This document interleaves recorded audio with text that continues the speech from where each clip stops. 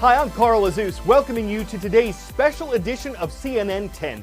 January 20th is Inauguration Day in America, the day when President-elect Donald Trump becomes the 45th leader of the United States. As we talked about earlier this week, a lot is going on in Washington, D.C. today. The president-elect is expected to attend a service at St. John's Church. Then he'll officially become the president. Then he'll deliver his inauguration speech, have lunch with the Senate, attend the inaugural parade, go to an inaugural ball or several. But what we're going to focus on in today's edition of CNN 10 is that moment when an elected leader goes from being the president-elect to the president. It centers on a 35-word passage located in Article 2, Section 1 of the U.S. Constitution. I, Franklin Delano Roosevelt. I, Lyndon Baines Johnson. Do solemnly swear. Do solemnly swear. That I will faithfully execute the office of President of the United States. It's this moment. And will, to the best of my ability. To the best of my ability. It's these words. Preserve, protect, and defend. Once spoken. The Constitution of the United States. That have the power to transform any citizen into a president. I'm ready to administer the oath. To tell the story of the presidential oath of office, let's start at the beginning with this guy, the old $1 bill himself, George Washington. Or the next best thing. As our nation's first president, he was the first to recite the oath back on April 30th, 1789. George Washington. Do solemnly swear. Do solemnly swear. The oath of office is written into the United States Constitution, and it's the only part meant to be administered word for word. Preserve, protect, and defend. The framers carefully added these specific 35 words as the binding pledge a new president makes to the country. that I will faithfully execute the office of President of the United States. And Washington was the first person ever to get a crack at it. That I will, to the best of my ability. He took the oath at Federal Hall in New York City. But these days, most presidents take it outside the U.S. Capitol. The office of President of the United States. The office of President of the United States.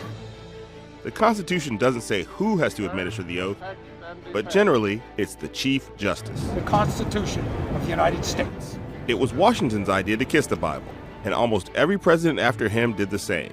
That is until Dwight Eisenhower decided enough of that. He put the tradition to rest in 1953 and said a prayer instead. That thou wilt make full and complete. So help me God.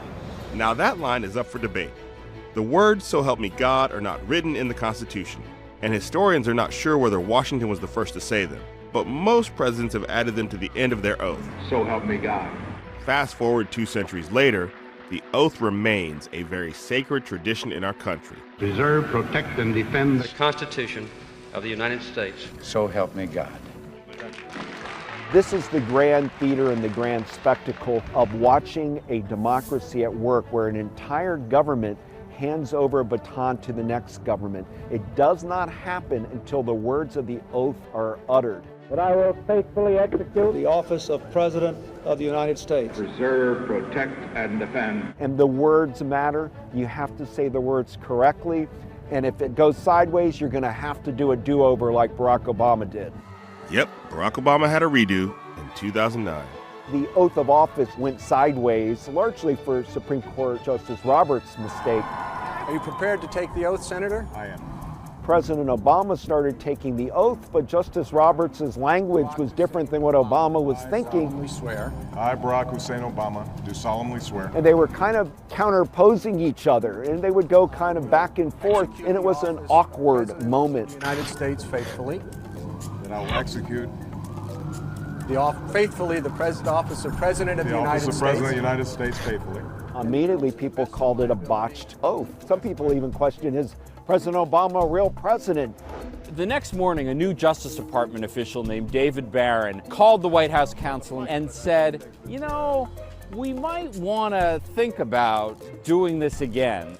And that's what set in motion the redo later that day. I would describe the atmosphere in the White House as kind of sheepish. Everyone was kind of embarrassed to have to do this again. 4 years later, he took it 2 more times. But that's because in 2013, January 20th landed on a Sunday. When that happens, the president-elect takes the oath privately in the White House and then publicly the next day. Good job, Danny. I did it. You're doing that.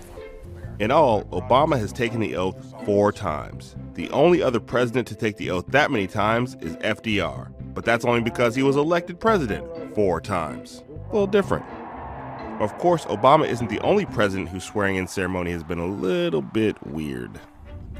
For example, it didn't go so smoothly for President Truman in 1945. Vice President Harry S. Truman takes the oath of office as 32nd president.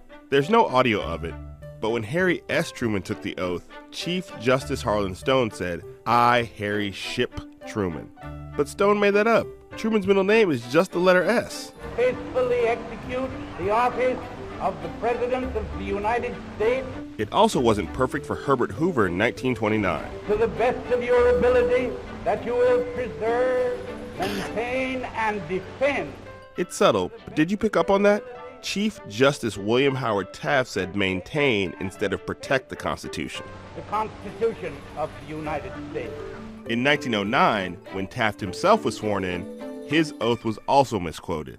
And will, to the best of my ability. And will, to the best of my ability. While those earlier administrations played a little fast and loose with the oath, Obama's camp felt differently. Obama himself had nothing to do with the decision to redo the oath. It was the people around him, his aides, who knew that politically, as much as legally, it was very important to establish his legitimacy. They knew he was the first African American. They knew these false questions had been raised about his birthplace. So they decided, let's foreclose any controversy and redo the whole thing. Maybe we should just go back to the way they administered the oath in the 1800s. Originally, whoever was administering the oath would ask it as a question. Do you, such and such, solemnly swear? And then the person would respond just by saying, I do, or I do solemnly swear. I do. In more modern times, the new president actually repeats every single word. Sure, it may seem like a lot of pomp and circumstance, but in the end, it is so much bigger than that. Because even when all the fanfare is stripped away, even in a simple home like Chester Arthur, on board a plane in a time of crisis like Lyndon Johnson, even behind closed doors at the White House to make up for a mistake, it really is all about the oath. 35 words with the power to make a president and hopefully unite the country.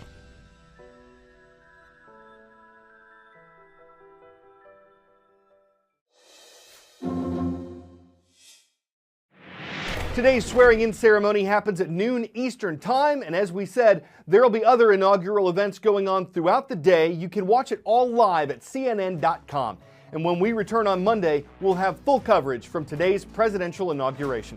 I'm Carl Azus, and though I take the obligation freely to host CNN 10, this is the end of my address today. Looking forward to seeing you again on Monday.